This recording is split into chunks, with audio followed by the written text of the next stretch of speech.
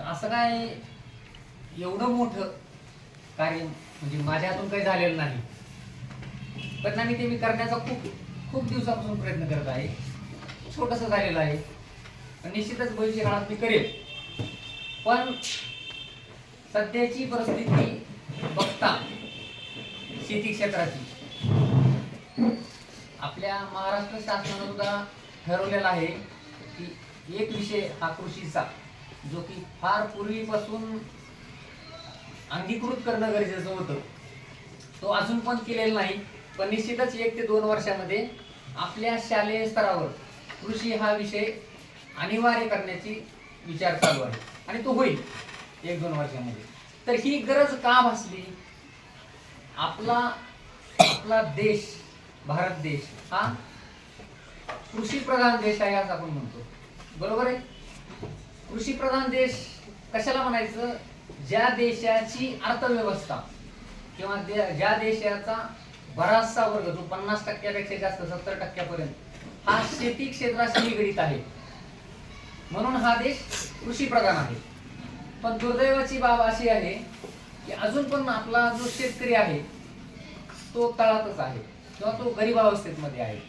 त्याचा एवढा विरोधाभास का, त्यावर सुद्धा विचार करण्यासारखी गोष्ट आहे. आणि आज परिस्थिती आपण पाहतो की शेती क्षेत्र म्हणलं की म्हणजे सिटीमध्ये तर असं नाक मुरडल्या जातात की शेतीमधून काय निघतं, शेतीमधून काही निघत नाही. पण तसं नाही. ह्या सर्व विचारांना कुठेतरी कलाटणी देण्याची गरज निर्माण झालेली आहे. आणि शासनाला असं वाटतंय की ही जी तयार होणारी जी नवीन पिढी आहे, ही पिढी जोपर्यंत शेती क्षेत्रात उतरणार नाही तोपर्यंत शेती क्षेत्राला चांगले दिवस येणार नाही, बरोबर आहे? तर सुरुवात मी करतो. आता इंटरॅक्शन इथून पुढे फक्त मी एकटा भाषण करतोय किंवा शिकवतोय असं तुम्ही समज करून घेऊ नका. मी तुमच्या मधलाच एक आहे असं समजा. आपलं इंटरॅक्शन होणं गरजेचं आहे. म्हणजे इंटरॅक्शन म्हणजे काय? संवाद. संवाद किंवा सुसंवाद. कोणतीही गोष्ट एकतर्फी तुम्हाला शिकवल्या जाते, ते एकतर्फी होतं, तुम्ही अभ्यास करतो. इथं इंटरॅक्शन होणं गरजेचं आहे. कारण का? तुमच्या भविष्याशी निगडीत मी काही गोष्टी बोलणार आहे, ज्या तुम्हाला इथून पुढे शिक्षणामध्ये म्हणा किंवा व्यवसायामध्ये म्हणा, इथून पुढे तुम्ही तुमच्या पायावर उभा टाकणार आहे. आता झटकून टाका, आपण लहान आहोत. तुमच्या डोक्यात जो विचार आहे ना की आपण शाळेमध्ये आहोत, हा विचार झटकून टाका. तुम्ही 9वीतले, आता 10वीत जातील पुढच्या वर्षी, पण 10वीतले निश्चितच एक बॉर्डर पार करून आता ते भविष्याच्या मार्गावर स्वतःच्या पायावर उभा टाकण्यासाठी ती तुमची वाटचाल राहणार आहे. तर हे इंटरॅक्शन. भैया तुझं नाव काय? तुझं नाव बसून सांगायचं, बसून सांगायचं. जावेद. तुझं नाव काय? तेजेश्वर दयानंद भोले. नाव काय सांग? तेजेश्वर. तेजेश्वर. जावेदला ओळखतो, तू त्याला ओळखतो. तुझं नाव काय? मीनाक्षी. मीना. मिनाज. प्रतीक्षा. प्रतीक्षा आणि मिनाज एकमेकांना ओळखतात, बरोबर आहे? मिनाजला ओळखते का?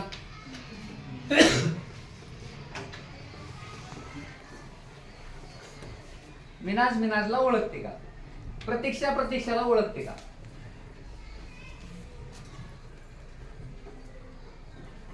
आई ओळखत. तुम्ही एकमेकांना सगळे ओळखतात, पण तुम्ही स्वतःलाच ओळखत नाहीत किंवा तुम्ही स्वतःची ओळख करून घेतलेली नाही. मी काय आहे? मी म्हणजे मी रवी. मी कोण आहे? माझी ताकद काय आहे? माझी कमतरता काय आहे? तुम्ही स्वतःला ओळखायला शिका. आपलं काय चाललंय माहिती का? आपलं सगळं दुसऱ्यावर अवलंबून चाललंय. घरच्यांनी सांगितले अभ्यास कर किंवा घरच्यांनी सांगितले शाळेत जा म्हणून शाळेत येतो. सरांनी सांगितले अभ्यास कर म्हणून अभ्यास करतो. कुणीतरी सांगितलं 10वी नंतर काय करायचंय, एक सोन्या कोणतर सायन्सला चाललाय म्हणून मी पण सायन्सला जाणार आहे. त्यांना नाही सायन्सला आवड आहे म्हणून म्हणायला आहे, नाही मी आर्टला जाणार आहे म्हणून आर्टला जायचे.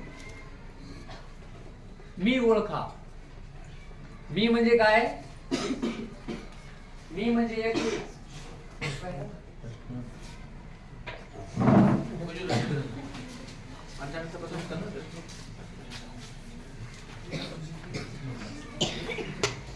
याला सॉट म्हणतात. सॉट म्हणजे हे एस म्हणजे काय आहे? स्ट्रेंथ.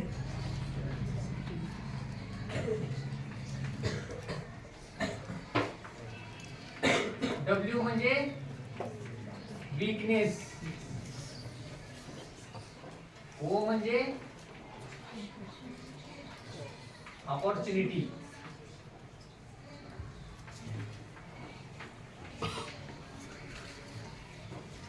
आणि टी म्हणजे थ्रेट्स. स्ट्रेंथ म्हणजे काय? शक्ती, तुमची ताकद.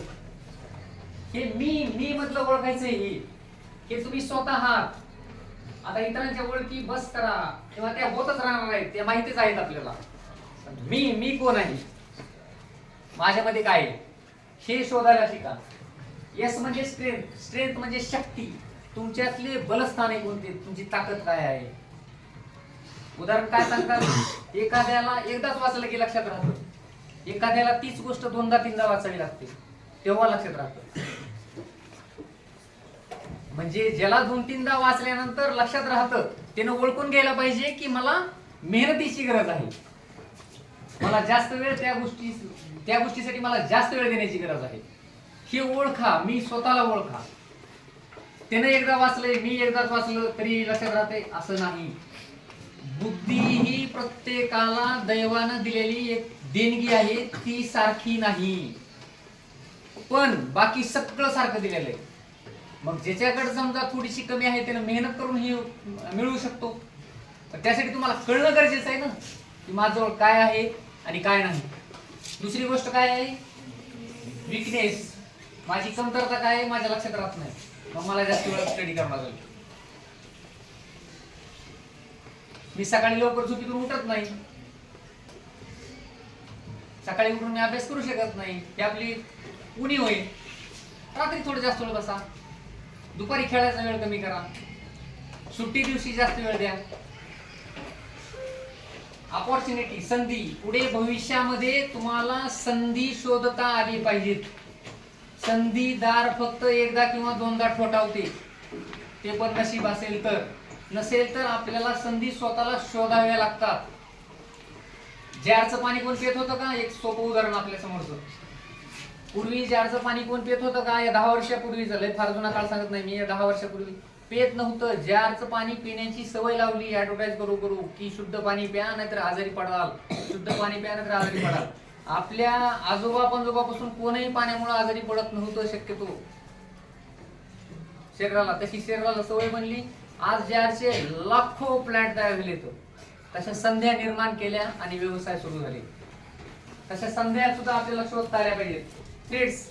आणि ज्यावेळेस आपण एखादी संधी शोधू तर ती संधी शोधून त्या क्षेत्रामध्ये उतरताना, जसं की ऍडमिशन घेऊन आपण कॉलेजला चाललो, आपल्याला सायन्स घ्यायचंय किंवा आपण ठरवलंय, पूर्ण इंग्रजी असते, पूर्ण विज्ञानाचा भाग आहे, तर त्याच्यामध्ये भीती आपल्याला शोधता आली पाहिजे की आपल्याला सायन्स इंग्रजी थोडंसं कमी जमतंय, मग आपण इंग्रजी स्टडी जास्त करणं गरजेचं आहे. म्हणजे त्या गोष्टीतल्या भीती सुद्धा तुम्हाला शोधता आल्या पाहिजेत.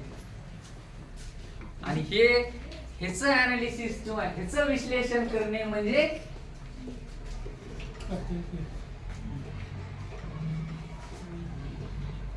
मी किंवा ह्याच्यातला स्वत्व शोधणे.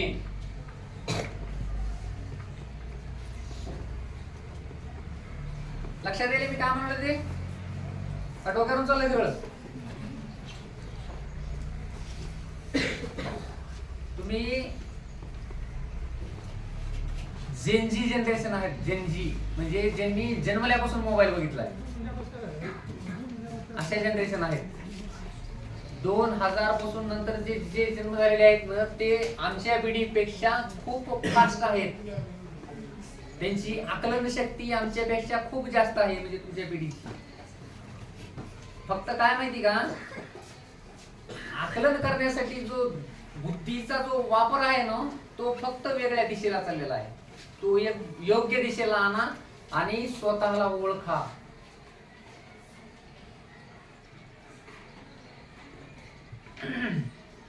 आता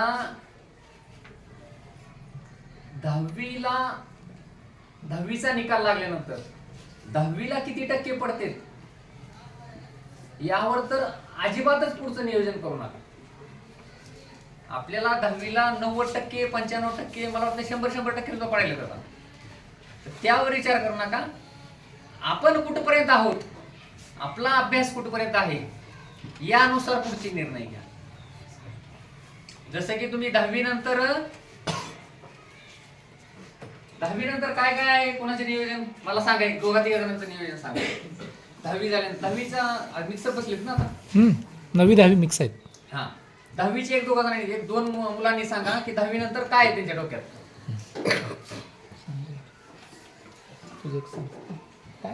बसूनच सांगायचं. आर्टिस्ट चित्रकला. Very good.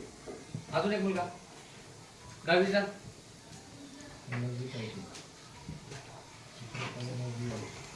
10वीचं कोण आहे. Very good. मुलींपैकी सायन्स. अजून 10वीला कोण आहे. बोला 10वी कुणी बोला. सांगा. बघू नका एकमेकांकडे.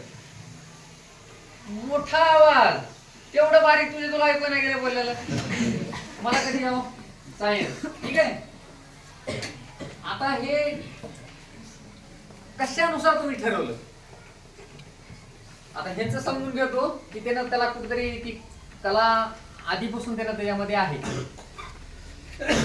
त्याला पैलवानकीचा नाद असेल म्हणून त्यानं पैलवान व्हायचं म्हणतोय. तुम्हाला सायन्स घ्यावं असं का वाटलं. हा बोला, काहीतरी असेल. काय पुढचं प्लॅनिंग काय सांगा बोलल्याशिवाय.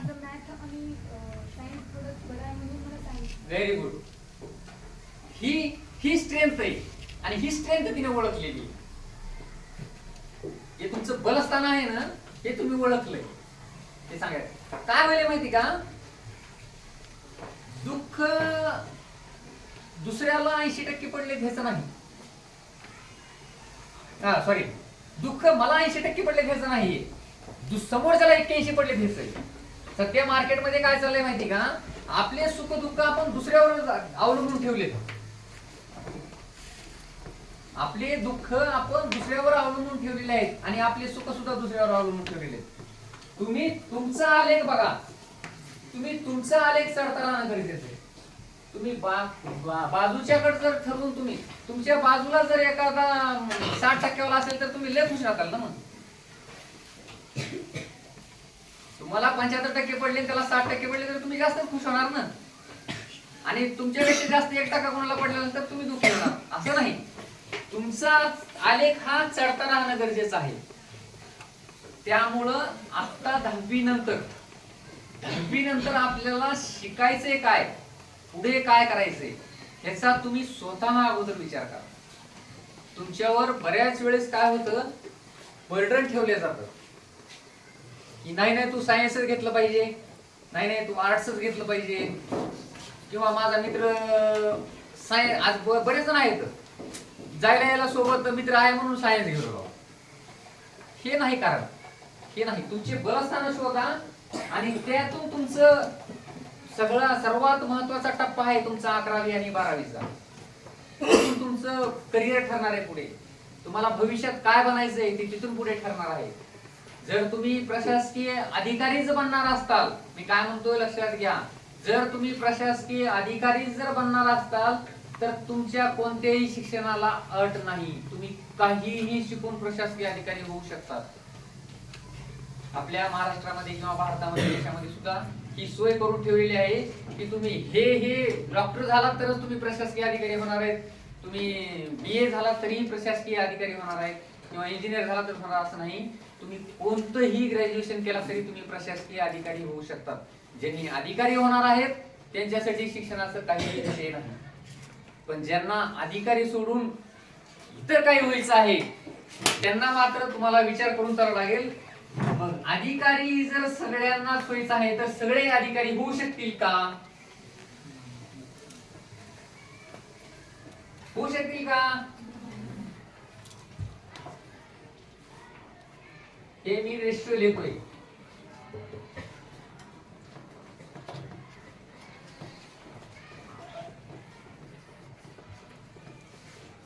हे तुमच्या डोक्यात असू द्या. स्पर्धेचं युग आहे, स्पर्धेचं युग आहे. आपण पेपरमध्ये वाचतो, बातम्यामध्ये ऐकतो. काय स्पर्धेचं युग आहे? सध्या क्लास 3 पासून खालचं जर क्लास 4 किंवा कोणताही क्लर्क, शिक्षक असं जर व्हायचं असेल तर तुमचा सध्याचा रेशो आहे, एक जागेसाठी 1000 स्पर्धक आहेत. तुम्हाला कुठलचीही शासकीय नोकरी जर करायची असेल क्लास 3 पासून खालची, तर तुम्हाला कॉम्पिटिशन आहे. एका जागेसाठी 1000 जण वेटिंग मध्ये किंवा ते स्पर्धक आहेत तुमचे. आणि जर तुम्हाला प्रशासकीय अधिकारी व्हायचं असेल क्लास 2 पासून वरचं, ज्या शब्दाला अधिकारी शब्द लागतो, ज्याच्याकडे शिक्का असतो अटेस्टेशनचा, असा अधिकारी व्हायचं असेल तर त्याचं प्रमाण आहे एकास 10,000. म्हणजे 10,000 जणांना मागे टाकायचे. तुम्हाला एक गोष्ट सांगतो, एका जंगलात दोन मित्र फिरायला जातात. जंगलामध्ये खूप दूर गेल्यानंतर थोडासा अंधार पडायला लागतो. अंधार पडल्यानंतर त्या ठिकाणी वाघाच्या डरकाळीचा आवाज येतो.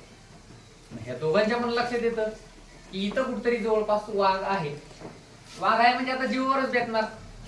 त्यातला एक थोडासा जाड असतो, ज्याला जोरात पळता येत नाही, आणि एक थोडासा सडपातळ असतो. मग लक्षात येतं दोघांच्या की आता वापस पळाल्याशिवाय पर्याय नाही, किंवा परत मार्गक्रमण केल्याशिवाय आपल्याला पर्याय नाही. वाघाची डरकाळी जशी जशी जवळ येऊ लागते तसं तसं ह्यांचा वेग वाढतो, आणि जाड असल्याच्या लक्षात येतं की आपल्याला थोडस लवकर पळायला चालू करावं लागणार आहे. त्यानं थोडासा फास्ट पळू शकतो. मग तो जोरात पळायला लागतो. तो पळाल्यानंतर विरुद्ध दिशेला दुसऱ्या मित्रांना पळायच्या ऐवजी तो मित्र ह्याच्या पाठीमागे पळून ह्याला क्रॉस करायला लागतो, जाड मित्राला. मग दोघ जण पळत चाललेत. मग तो जाड असलेला मित्र म्हणतो, किती पळणार आहेस पळून पळून, वाघापेक्षा तर जास्त पळू शकणार नाहीस. मग तो मित्र काय म्हणतो, मला वाघापेक्षा जास्त पळायचंच नाही, मला तुझ्यापेक्षा जास्त पळायचंय. लक्षात आलं? तुम्हाला किती जणांच्या पुढे पळायचे बघा. तुम्हाला एकच मित्र नाही, या ठिकाणी तुम्हाला 1000 जण आहेत. त्या 1000 जणांना पाठीमागे टाकायचे जर तुम्हाला यशस्वी व्हायचं असेल तर. सांगण्याचं तात्पर्य एवढं आहे की सगळे अधिकारी व्हा. माझ्या शुभेच्छा पूर्ण तुमच्यासोबत आहेत, पण निश्चितच सगळे होणार नाही. म्हणून आपल्याला दुसरा पर्यायी मार्ग काहीतरी शोधावा लागेल. आपण एका गोष्टीवर विसंबून राहून चालणार आहे का? नाही. आपलं हे प्रथम प्राधान्य राहील, पण प्लॅन बी सुद्धा आपल्याकडे असणं गरजेचं आहे. प्लॅन बी मध्ये येतं मेडिकल. डॉक्टर व्हायचं. डॉक्टर झालं की सगळं स्टेबल होतं व्यवस्थित. म्हणजे एकदा मी डॉक्टर झाल्यानंतर म्हणालो, डॉक्टर होण्यासाठी काय काय ते सांगतो. एकदा डॉक्टर झालं की खूप चांगलं आहे जीवन पुढचं, एकदम आहे आरामात जे जीवन जगता येतं. पण डॉक्टर होण्यासाठी त्याच्यापेक्षा वरची कॉम्पिटिशन आहे. आता तुम्ही नीटचे निकाल ऐकत असतात, तुमच्या कानावर पण असतील. तिथं जर सक्सेस मिळाला ओके, नंतर आहे मेडिकल, इंजिनिअरिंग. इंजिनिअरिंगला पण कॉम्पिटिशन आहे, आणि सध्या इंजिनिअरिंगची सुद्धा फार म्हणजे बिकट अवस्था झालेली आहे. त्याच्यानंतर आहे व्हेटरनरी. व्हेटरनरी शब्द ऐकलेला आहे का? मेडिकल शब्द ऐकलाय सगळ्यांनी, इंजिनिअरिंग शब्द ऐकलाय. व्हेटरनरी तुमच्या डोक्यात राहू दे. व्हेटरनरी म्हणजे जनावरांचा डॉक्टर. व्हेटरनरी हे जनावरांचं डॉक्टर असल्यामुळे कृषी क्षेत्राशी निगडीत क्षेत्र आहे. आपल्या ऍग्रिकल्चरशी निगडीत आहे, कृषी क्षेत्राशी निगडीत आहे. व्हेटरनरीचं वैशिष्ट्य तुम्हाला शब्द माहिती राहू द्या. व्हेटरनरीचं वैशिष्ट्य, व्हेटरनरीकडे जाणाऱ्या मुलांचा ओढा फार कमी आहे, आणि आपल्या डॉक्टरपेक्षा हे डॉक्टर सर्वात श्रेष्ठ मानले जातात समाजात. कारण काय असेल हो? माणसांच्या डॉक्टरपेक्षा जनावरांचे डॉक्टर हे काही अंशी का होईना श्रेष्ठ मानले जातात. काय कारण आहे? आपल्याला सांगता येते काय होईल ते, जनावरांना सांगता येत नाही, त्याच्यावरती ट्रीटमेंट करतात. याकडे जाणाऱ्याचा ओढा फार कमी असल्यामुळे आणि ह्या 2-3 वर्षामध्ये क्लास 2 ऑफिसरची संख्या भयंकर वाढली, जागा रिक्त होत्या. जेवढ्या मुलांनी वेटरनरी गेले तेवढे मुलं सगळे लागून गेले. आता तिथं सुद्धा मेडिकलच्या नंतरची कॉम्पिटिशन तयार झाली या 4 वर्षामध्ये. असं एक क्षेत्र आहे. हे एक क्षेत्र सुटलं, इथंही नंबर नाही लागला, मेडिकलला नाही लागला, हे लागला, तर पुढचं क्षेत्र होतं ऍग्रिकल्चर. ऍग्री लक्षात ठेवा, कृषी क्षेत्र. आता कृषी क्षेत्राचं महत्व किती म्हणून सांगावं?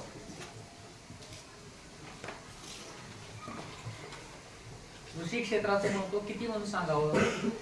आपल्या रोजच्या जगण्यामध्ये आपण जे अन्न खातो ते मिळवून देणारं क्षेत्र म्हणजे कृषी क्षेत्र. ह्या कृषी क्षेत्रामध्ये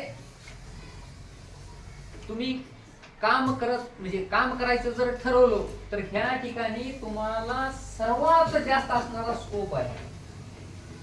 भविष्यामध्ये ह्या क्षेत्राला खूप मोठी डिमांड येणार आहे, जेणेकरून आता डिमांड ही चालू झालेली आहे. जसं की टाटा, रिलायन्स अशा बऱ्याचशा कंपन्या सुद्धा कृषी क्षेत्रामध्ये इंटरफिअर करायला चालू केलेल्या आहेत किंवा गुंतवणूक करायला चालू केलेल्या आहेत. त्याचं कारण काय माहिती का? भारत स्वतंत्र कधी झाला? 15 ऑगस्ट 1947. त्यावेळेस स्वातंत्र्य झाल्यानंतर एक नारा होता आपला स्वातंत्र्याचा, तिरंगा झेंडा कोणाचा? कोणाचा? 35 कोटी लोकांचा. तिरंगा झेंडा कोणाचा? 35 कोटी लोकसंख्येचा. ह्याचा अर्थ काय? 1947 मध्ये आपली लोकसंख्या 35 कोटी होती. आज किती आहे? 135 कोटीला क्रॉस केले की आपण. म्हणजे ह्या 60-70 वर्षामध्ये आपण 100 कोटीने वाढलो. मग लोकसंख्या वाढत चालली आहे. कारखाने वाढलेत का कमी झालेत? बरोबर आहे, कारखाने वाढत चाललेत. भूकंपानंतर पहिले जुने घर सोडून नवीन ठिकाणी वास्तव्यास घर गेले, गावचे गाव वसविले गेले नवीन ठिकाणी. बरोबर आहे. जमीन कमी होईल का वाढत चालली? जमीन तर वाढत नाही ना. इंडस्ट्री वाढल्या, घर वाढले, विहिरी वाढल्या, ही जमीन हळूहळू कमी होत चालली आहे. अजून एक कशामुळे कमी होत चालली माहिती का?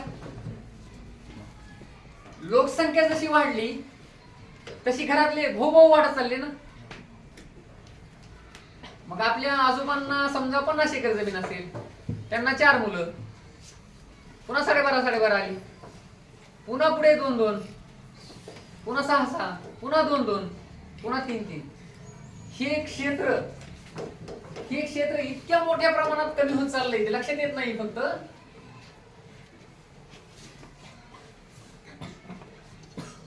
ते असं विभागण्यात चाललंय. हा दिसायला तुकडा एवढाच आहे, जमिनीचा तुकडा वाटप होत गेल्यानंतर दिसायला एवढाच आहे, पण ह्या बंधाऱ्याचं मोजमाप कोण घेत नाहीये. मध्ये बंधारे पडायत म्हणजे तेवढी जमीन वेस्ट चालली ना. अगोदर जे अखंड प्लॉट होते त्याच्यामध्ये विभागण्या होत चालल्या, आता त्याच्यामध्ये जमीन कमी होत चालली. बरोबर. मग आता इथून पुढे ह्या जगाचं म्हणजे भारताचंच नाही तर जगाचं लक्ष कशावर आहे की आता आपल्याला एवढ्या लोकांना खाऊ घालण्यासाठी कमीत कमी जागेत जास्तीत जास्त उत्पन्न येणं गरजेचं आहे.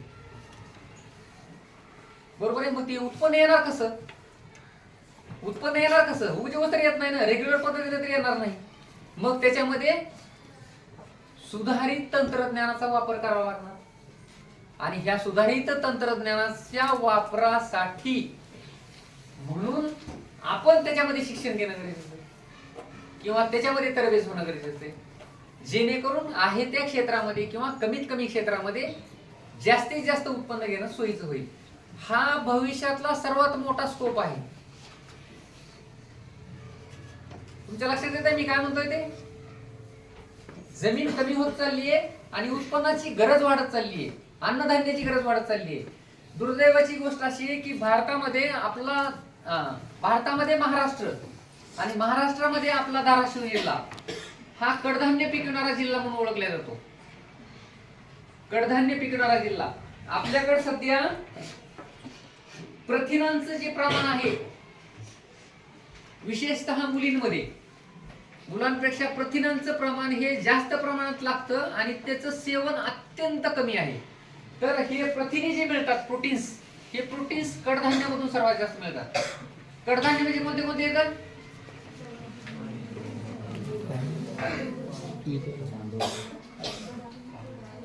हळूहळू समजून घ्या. कडधान्य म्हणजे ज्या धान्याची डाळ होते, ज्या बियाच्या 2 भाग होतात, ते कडधान्य.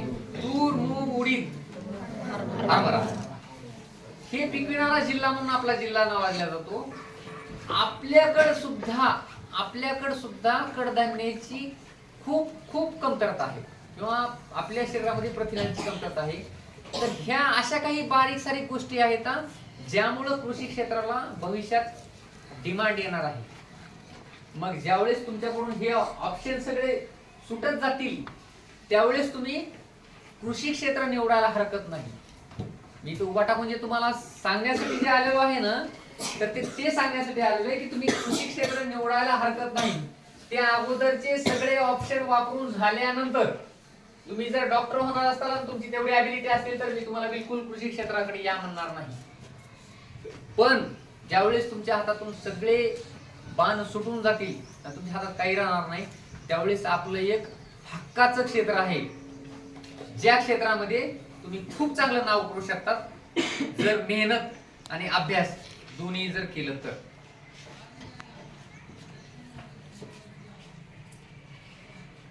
तुम्ही त्या क्षेत्रात जर यायचं ठरलं तर तुम्हाला 2 पर्याय आहेत. एक आहे 10वी नंतर आणि दुसरा आहे 12वी नंतर. 10वी नंतर जो आहे तो डिप्लोमा आहे 2 वर्षाचा आणि 12वी नंतर आहे ते ग्रॅज्युएशन आहे. डिप्लोम्याला एवढं व्हॅल्युएशन राहत नाही, तुमच्याकडे एवढं नॉलेज पण येत नाही. मग 12वी नंतर तुम्हाला जर घ्यायचं असेल तर तुम्हाला कंपल्सरी सायन्स घ्यावं लागेल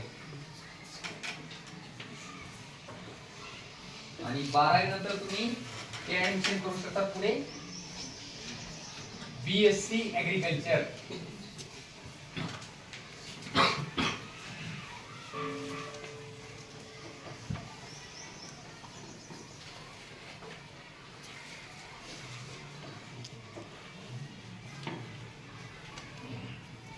आता आपल्या शेतीकडे जो बघण्याचा दृष्टिकोन आहे खूप खूप म्हणजे वाईट होत चाललेला आहे. आणि आपण सध्या ग्लोबल वॉर्मिंगचं नाव ऐकत आहोत. ग्लोबल वॉर्मिंग ऐकलेलं आहे का? तुम्हाला भूगोल अभ्यासाला नाही का तुम्हाला? वैश्विक तापमान वाढ उत्तर शब्दाला असेल ना. सध्या आपल्या पृथ्वीचं टेम्परेचर वाढत चाललंय, पृथ्वी गरम होत चाललेली आहे, म्हणजे थोडक्यात अवकाश सुद्धा गरम होईल. आणि हे सगळ्यांचा परिणाम कशावर झाला माहिती का? अनियमित पाऊसमान किंवा आपलं त्याला काय मोसम म्हणतो. अति पाऊस नसेल तर दुष्काळ. त्या शेती क्षेत्रामधल्या खूप खूप मोठ्या अडचणी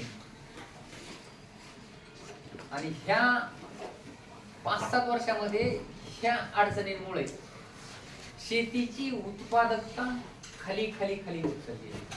म्हणजे जेवढं उत्पन्न पूर्वी निघत होतं तेवढं सुद्धा उत्पन्न सध्या निघत नाही. मग हा काय समजायचा आपण?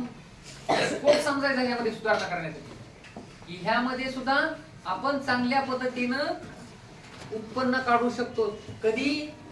जर त्याला योग्य तंत्रज्ञानाची, योग्य अभ्यासाची आणि योग्य नियोजनाची जर जोड दिली तर. समजतंय मी काय म्हणालो? समजतंय का? मख्ख बघितल्यासारखं माझ्याकडे बघायला बरेच जण. हा?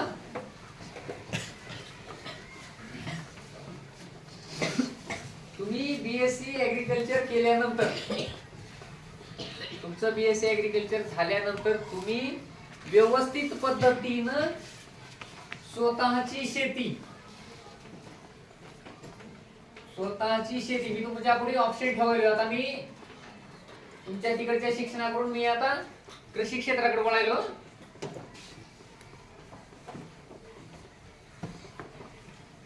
स्वतःची शेती उत्कृष्ट पद्धतीने करू शकतात. ती कशा पद्धतीने मी सांगतो तुम्हाला.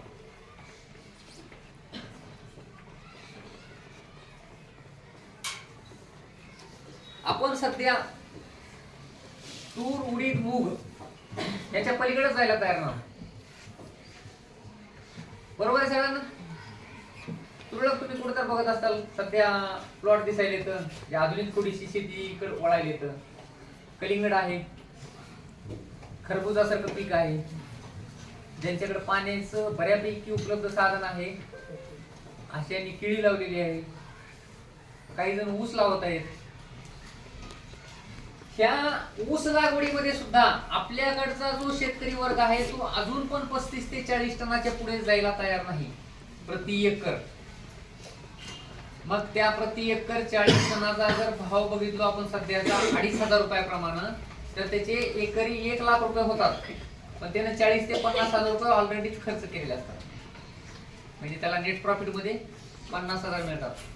पण आपण तीच शेती सुधारित पद्धतीने जर केली तर एकरी 80 टनापर्यंत उत्पन्न निघू शकतं. पण त्यासाठी काय माहिती का? ही मानसिकता तयार होणं गरजेचं आहे आणि आपण त्याच्यातलं नॉलेज घेणं गरजेचं आहे. आपण त्या दृष्टीनं मार्गक्रमण करणं गरजेचं आहे. तुम्ही प्रत्येक जणाच्या घरी शेती असेल, प्रत्येक जण कुटुंब आपलं शेतकऱ्याचंच कुटुंब आहे, त्याच्यातल्या 50% लोकांकडे सुद्धा ऊस असेल.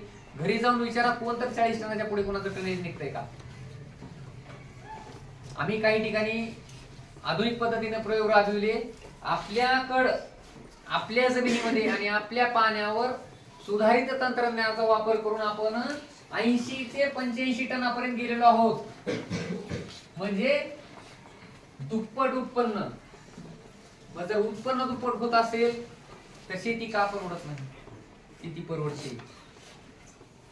फक्त ती शेती डोक्यानं केली जात नाही. शेती पूर्णतः पारंपरिक पद्धतीनं आणि उगाच साईड बिझनेस. मी शेती करतो म्हणणारे जवळपास 90% शेताला जात नाहीत, बंदरावर जाऊन फिरून येतात फक्त.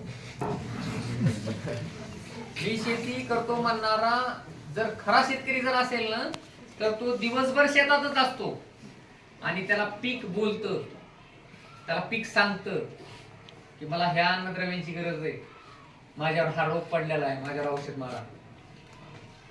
आपण बंधाऱ्यावर जाऊन ते 4 झाडं बघून येतात आणि शेती करतो म्हणून सांगतो आपण. ती शेती नाही.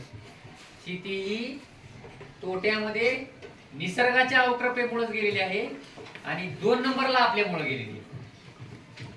नंतर एक विषय सांगतो. सध्या कलिंगडाचा मोसम चालू आहे.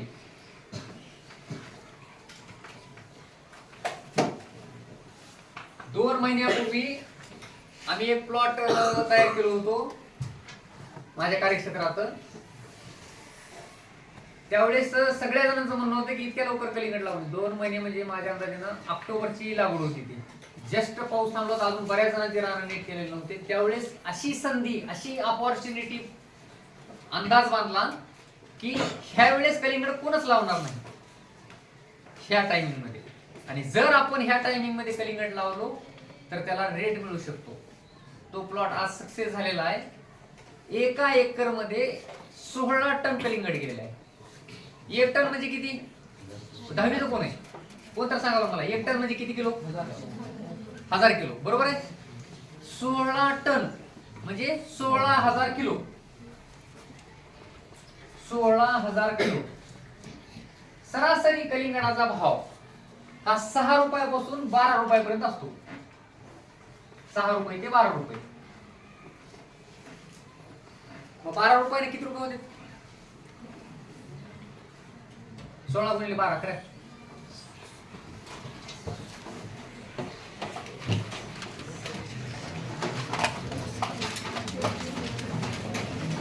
अरे 16 10 160 आणि वरचे 2 16 32 1,92,000.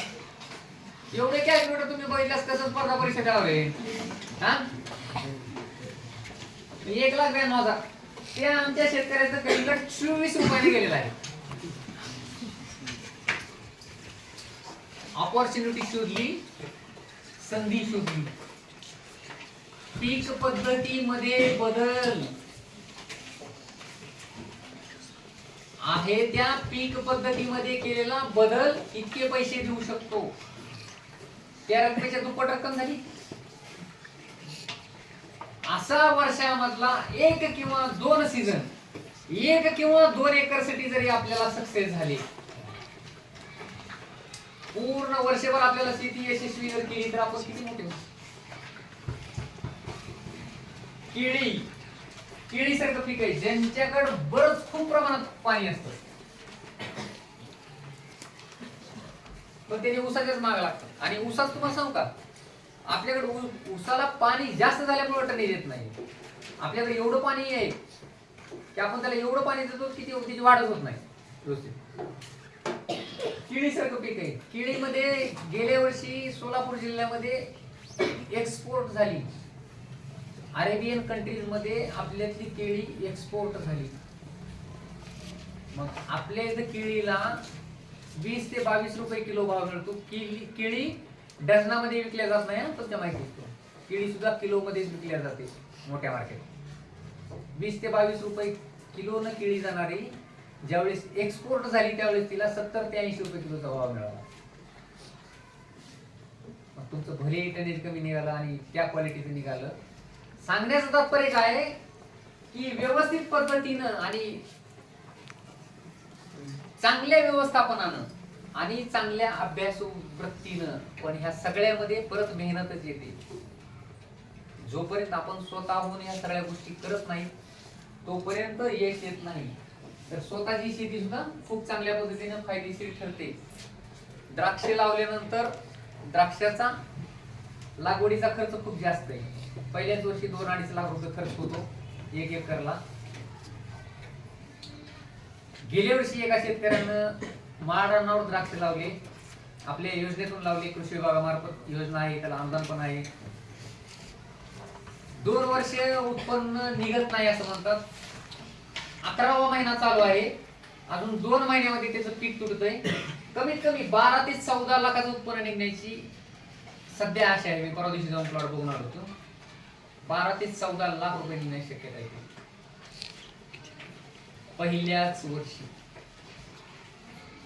मग ज्या ठिकाणी थोडीशी इन्व्हेस्टमेंटची ताकद जर आपल्याकडे असेल तर आपण अशा पिकांकडे सुद्धा वळू शकतो. शेती क्षेत्र हे झिरोतून चालणार नाही. इतके दिवस कसं होतं, कोणीच काहीच करत नाही ना, शिकत नाही, बाहेर जात नाही, कुठं काम करत नाही, कंपनीत जाणार नाही, पुण्याला जाणार नाही.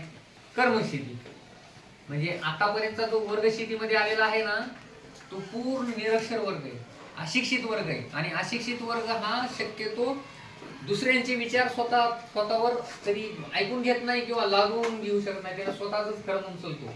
आणि हे स्वतःच खरं म्हणून चालण्यामध्ये आतापर्यंत आपली शेती एवढी लसमध्ये गेली आहे. त्यानंतर दुसरा आहे विक्री व्यवस्थापन. तुम्ही बीएससी ऍग्रिकल्चर झाल्यानंतर विक्री व्यवस्थापन म्हणजे मार्केटिंग फील्ड.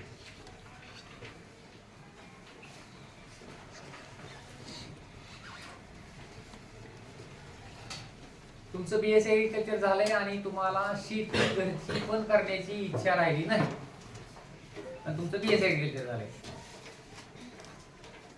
मार्केटिंग, आता हे कशाचं मार्केटिंग? खते, बियाणे आणि औषधामध्ये परत 3-4 प्रकार आहेत. कीटकनाशके वेगळे, बुरशीनाशके वेगळी आणि तणनाशके वेगळी. रोगांसाठी बुरशीनाशक वापरले जातात, किडींसाठी कीटकनाशके वापरले जातात. सध्या आपल्या एकट्या उमरगा तालुक्याचा जरी विचार केला तर माझ्या अंदाजाने इथलचा जवळपास 100 कोटीच्या आसपासचा टर्नओव्हर असेल फक्त औषधामधला. मी फक्त उमरगा तालुका म्हणतोय. तसं आपला जिल्हा कुठे गेला आणि स्टेट कुठे गेलं. आणि जशी जशी व्हरायटी बदल होत चालल्यात तसं तसं किडींचा प्रादुर्भाव वाढत चाललाय, रोगांचा प्रादुर्भाव वाढत चाललाय. त्यामुळं ह्या क्षेत्राला कधीही मरण येणार नाही. किडे दरवर्षी पिकावर येणारच आहेत, दरवर्षी रोग येणारच आहेत, दरवर्षी नवीन कंपन्या औषधं काढणारच आहेत आणि दरवर्षी ज्यानं कसोशीनं काम करणार आहे मार्केटिंग मध्ये त्याला तिथे जॉब मिळणारच आहे. हे अबाधित असलेलं क्षेत्र आहे. हे कधीही मरणार नाही असं क्षेत्र आहे. आश्वासित क्षेत्र आहे कृषी क्षेत्र. तुमच्या इंडस्ट्रीमध्ये एकदा कार घेतली की तो व्यक्ती कमीत कमी पुढे 10 वर्षे कार घेत नाही. एक 2 व्हीलर घेतला परत 10 वर्षे 2 व्हीलर घेत नाही. एक पंखा तुम्ही एकच घेतलो तयार झालेला 20-20 वर्ष पंख्याकडे बघायची गरज पडत नाही. कोणतीही वस्तू असेल ती लॉंग लाईफ चालणार आहे. हे क्षेत्र असं आहे इथं प्रत्येक सीझनला सगळ्या नवीन गोष्टी लागतात. प्रत्येक सीझनला खरीप सीझन संपला रबीला परत बियाणं लागतं, परत खतं लागतात, परत औषध लागतात, परत उन्हाळी झाली की परत खरीप येतो. म्हणजे निरंतर चालणारं क्षेत्र आहे. तिसरं आहे कंपनी. तुम्ही बीएससी ऍग्रिकल्चर झालात आणि तुमच्यामध्ये खरंच काहीतरी धमक आहे करण्याची आणि तुमचा एक मैत्रीचा एक वर्ग आहे तुमचा 10-11 जणांचा 12 जणांचा. तुम्ही ह्या गोष्टी हे तुम्हाला आठवेल अजून 1-2-3 वर्ष गेल्यानंतर हे मी बोललेलं. किंवा तुम्ही मैत्रिणींचा एक ग्रुप आहे, तुम्ही तेवढं शिकलात आणि तुमचं असं ठरलंय की आपण सगळ्यांनी मिळून एकत्र येऊन काहीतरी करणं शक्य आहे. कारण काय होतं, कंपनी एखादी उभी करायची म्हणलं तर आपण उभी करू शकतो. तुम्ही पुढे चालून हा सुद्धा एक पर्याय चांगल्या पद्धतीने निवडू शकतो. गटांच्या माध्यमातून तुम्ही एकत्र आलात. तुमचा गट म्हणजे काय, तुमचा मैत्रीचा ग्रुप. ज्यावेळेस एखादी इन्व्हेस्टमेंट, एखादं आपलं सुरुवातीची गुंतवणूक जर मोठ्या प्रमाणात असेल तर ती 10 जणांमध्ये विभागली की ती थोडीशी छोटी होते. बरोबर आहे. सध्याच ह्याचं उत्कृष्ट उदाहरण म्हणजे काय असेल सांगा पटकन, तुमच्याकडून अपेक्षा आहे. सध्या ग्राम पातळीवर चाललेलं हे महिला बचत गट तुमच्या प्रत्येक जणांची आई त्या गटामध्ये असेल, कोणत्या गटामध्ये आहे. त्यांनी काय केलेलं आहे, एकत्र येऊन ज्यावेळेस 1000 रुपये जास्त वाटायला लागले ते 10 जणांमध्ये 100-100 रुपये येतात. तसं आपल्याला एखादी 10 लाखाची 50 लाखाची कंपनी जर उभा करायची असेल, आपण 10-12 जण गटांच्या माध्यमातून एकत्र येऊन सुद्धा ही कंपनी स्थापन करू शकतो. ही कंपनी स्थापन करण्यासाठी कंपनी कशाची स्थापन करायची ह्याचा विचार सुरुवातीपासून होईल ना. आपण काय करलो सध्या शेतीमध्ये, आपण पिकवायलो आणि विकायला घेऊन चाललो. आणि जे हुशार आहेत, ज्यांनी सक्सेस झाले, मी आता सांगितलेले उदाहरण, त्यांनी काय बघायला तर विकायला काय सध्या. मी काय म्हणलो, आपण पिकवायलो आणि विकायला घेऊन चाललो. पण त्यांनी काय बघायला, विकायला काय सध्या ते पिकवायचं. विकतय काय ते पिकवणं गरजेचं आहे. त्याला शेती म्हणायचं.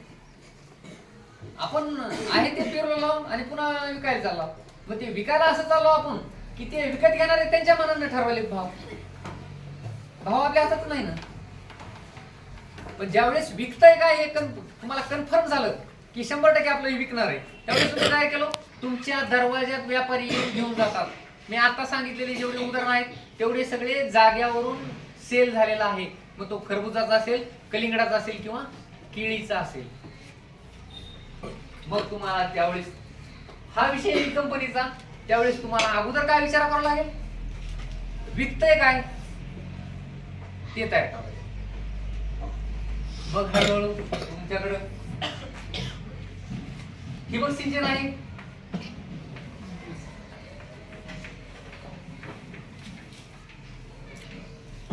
पुन्हा तुषार सिंचन आहे,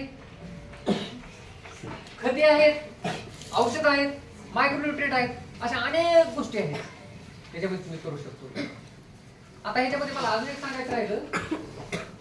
काही जण म्हणतात आमच्याकडे एकच एकर शेती आहे. आता आपल्याकडे असे काही उदाहरण आहेत 10 गुंठ्यामध्ये सुद्धा शेती चांगल्या पद्धतीने होऊ शकते आणि आपल्यात करत आहेत, आपल्या जिल्ह्यातच करत आहेत. कोणत्या माध्यमातून असेल ती तुम्ही बघितले का नाही कधी? नर्सरी बघितलं तरी, रोपवाटिका बघितल्यात का? रोपवाटिका काय असतं?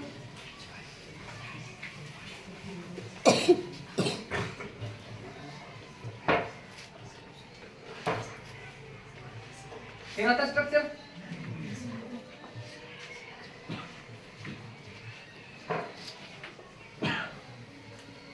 ही कोणती शेती?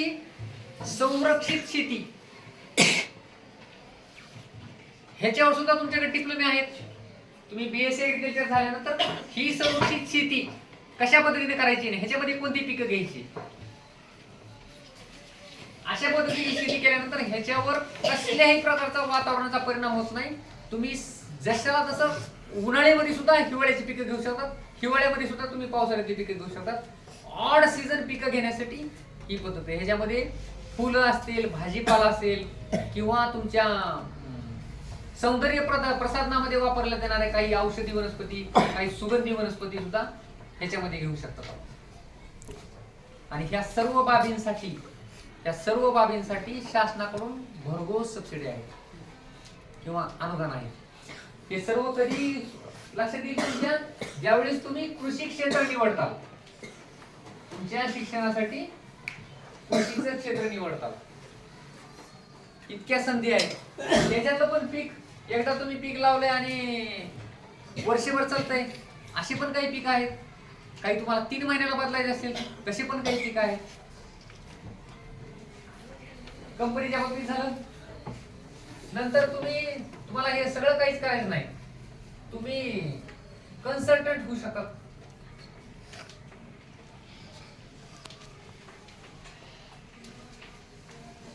कन्सल्टंट म्हणजे काय? सल्लागार. तुम्ही शिकलात, तुम्हाला शेती करायची नाही, तुम्हाला कोणत्या कंपनीत जॉब करायचा नाही, त्यावेळेस तुम्ही सल्लागार होऊ शकता. तुमचं ज्ञान, तुमचा अनुभव हे तुम्ही पैशाच्या स्वरूपात इतरांना देऊ शकता. आणि तशा बऱ्याचशा एजन्सी सध्या आपल्या काम करतात. द्राक्ष, केळी, पपई, कलिंगड, खरबूज असे काही जे हाय कॉस्ट पीक आहेत, ज्यांना खर्च पण भरपूर असतो आणि उत्पन्न पण भरपूर असतं, अशा काहींच्या बागांना व्हिजिट देऊन त्यांचं सगळं प्लॅनिंग लावणीपासून ते काढणीपर्यंत, मग त्याच्यामध्ये तुमचं रोगाचं नियंत्रण आलं, किडींचं नियंत्रण आलं, त्याची विक्री व्यवस्थापन आलं, त्याचा मार्केटिंगचा दर आला, ह्या अशा पद्धतीचं सुद्धा नॉलेज तुम्ही देऊ शकतात पैशांच्या मोबदल्यात.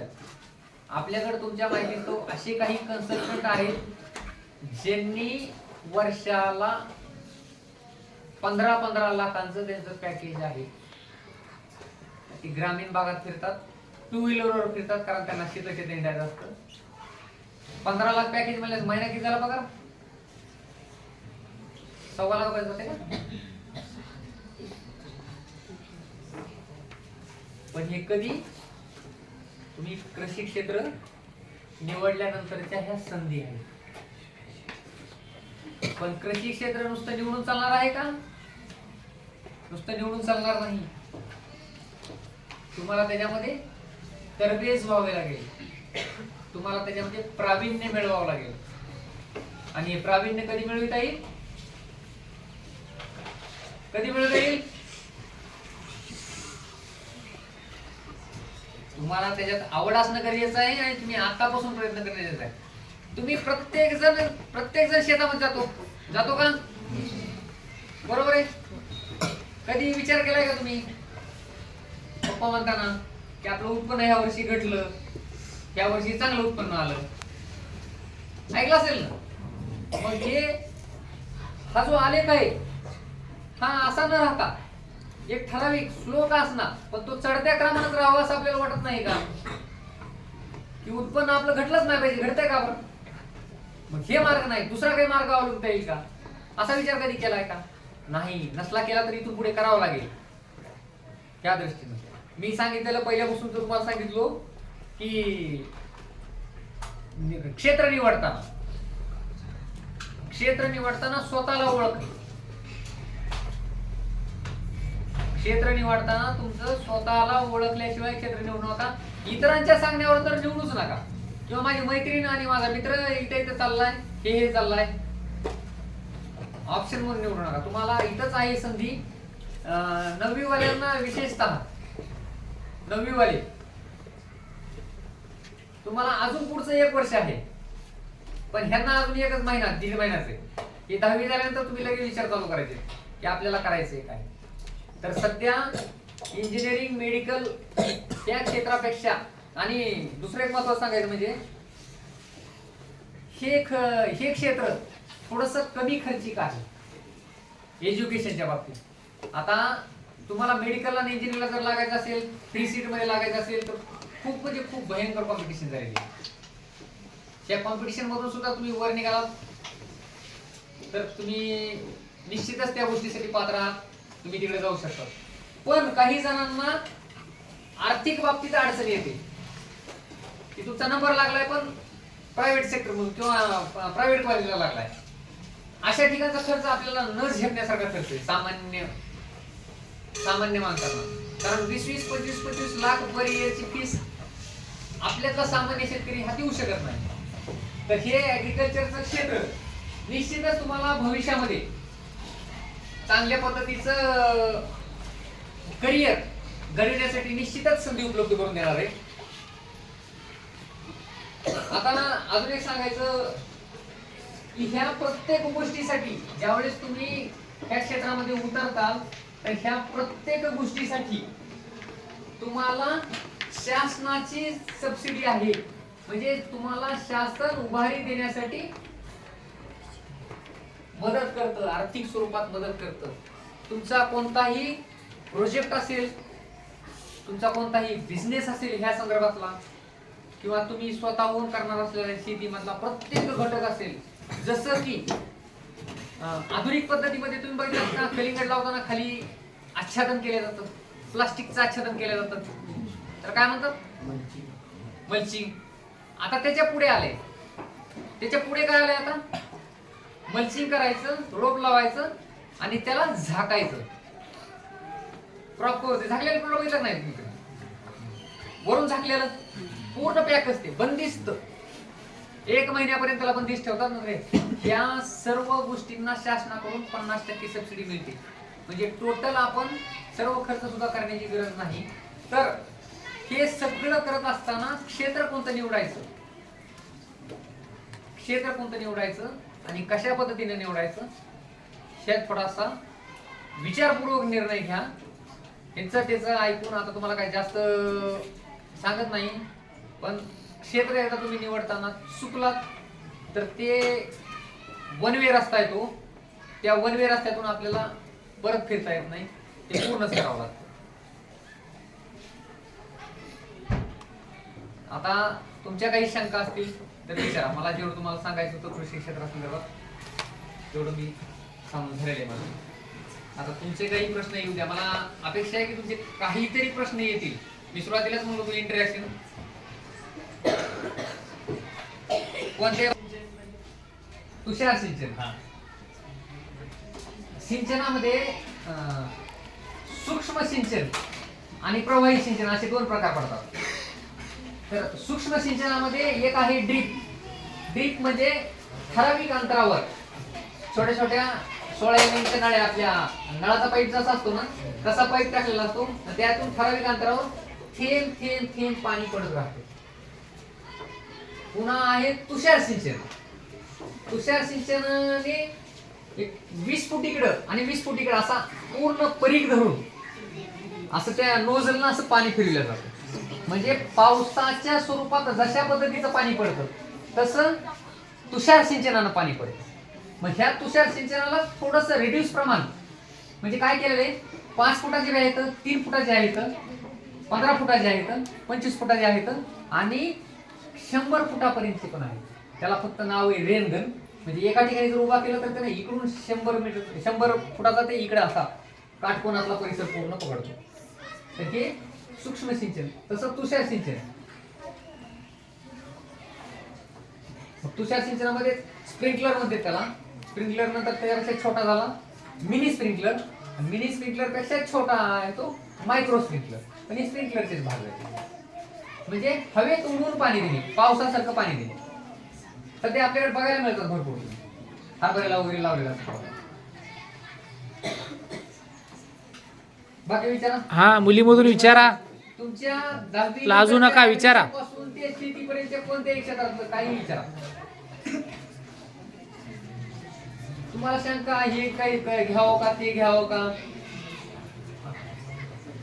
विचारा. तुम्ही लाजू नका. की अधिकारी एकटे ऍग्रिकल्चरचे आहेत, त्याच्यामुळे त्या क्षेत्रात गेल्यानंतर तुम्ही खूप चांगल्या पद्धतीने वरिष्ठ प्रशासकीय अधिकाऱ्यापर्यंत सुद्धा जाऊ शकता.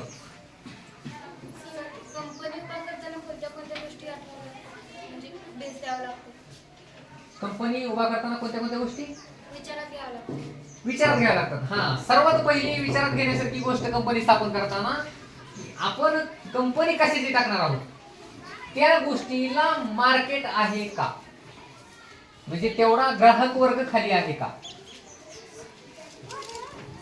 जर आपला माल खरेदी करणारा ग्राहक वर्ग भरपूर प्रमाणात खाली असेल तरच आपण त्या वस्तूची निवड करायची जी आपल्याला तयार करायची ती.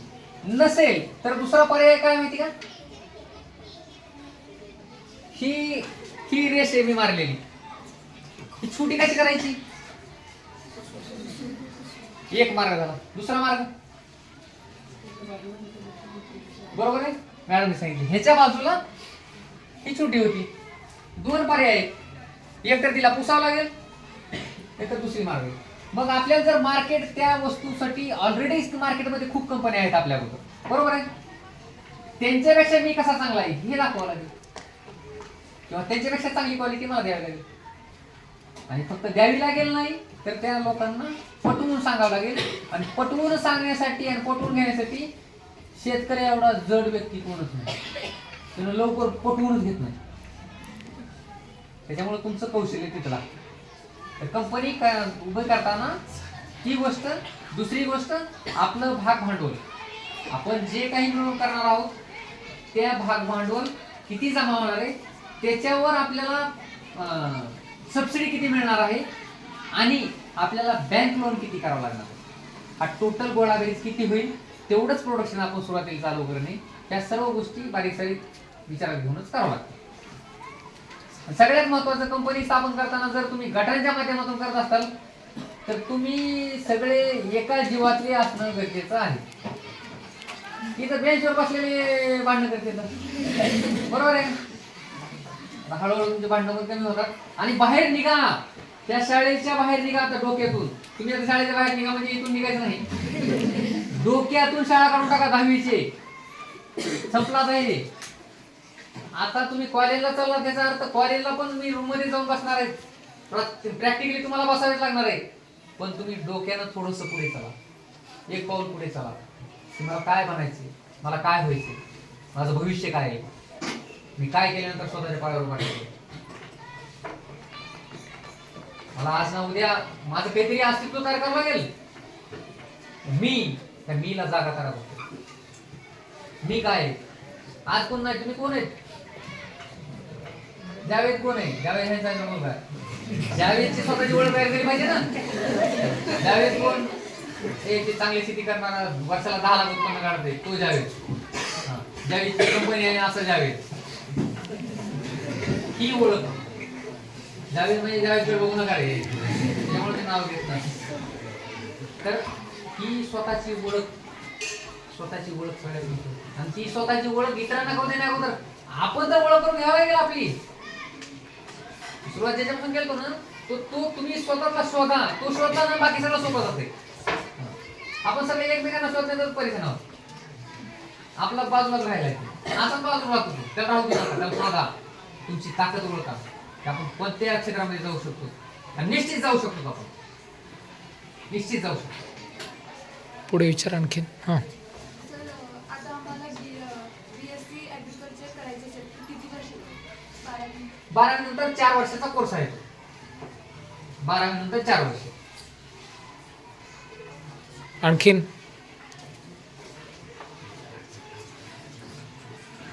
तुम्हाला अजून एक ऑप्शन आहे. मला वाटतं मुरुमला आता आपल्यातून जाणारे मेजॉरिटी मुरुमला आहेत ना. क्रॉप सायन्स आहे का मुरुमला? नाही सर. नाही का?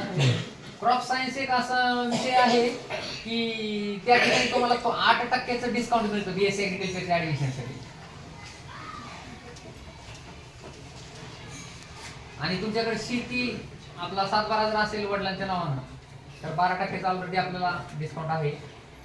आणि BSc ॲग्रिकल्चर सुद्धा पहिल्यासारखं सोपं राहिलेलं नाही. त्याला सुद्धा कॉम्पिटेटिव्ह एक्झाम त्या CET एक्झाम मधूनच जावं लागतं. कारण तिकडे सुद्धा खूप वाढलेला आहे आता. पण सध्या खूप खूप चांगल्या पद्धतीचं स्कोप असलेलं क्षेत्र. स्कोप कधी गोष्टीला कधी असतो? तुमच्यामध्ये ॲबिलिटी असेल तर. बरोबर आहे का? तुम्ही एखाद्या ठिकाणी ऍडमिशनला चाललात किंवा तुम्ही आता नोकरी लागणार आहे तुम्हाला. तुम्ही एवढे जर परीक्षेला बसलात आणि जागा किती इथं 2 जागा आहेत. बरोबर आहे का?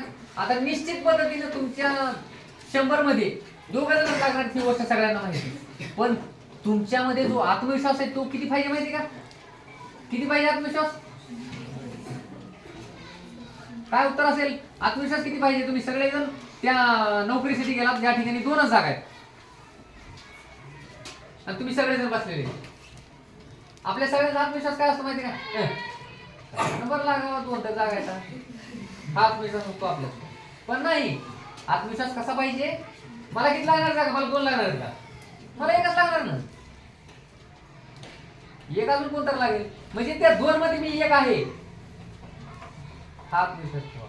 मग तो 10वीच्या परीक्षेत असेल, 11वीच्या परीक्षेत असेल, 12वीच्या परीक्षेत असेल आणि 12 नंतर तुम्ही निवडलेल्या क्षेत्रामध्ये असेल. तुम्ही फक्त ॲग्रिकल्चर क्षेत्रामध्ये नाही, तुम्ही ज्या कोणत्या क्षेत्रात जाताल तिथे तुमचा आत्मविश्वास सगळ्यात महत्त्वाचा. आणि आत्मविश्वास हा तुमचा बिल्टअप होत नाही कधीपर्यंत जोपर्यंत तुम्ही स्वतःला ओळखत नाही.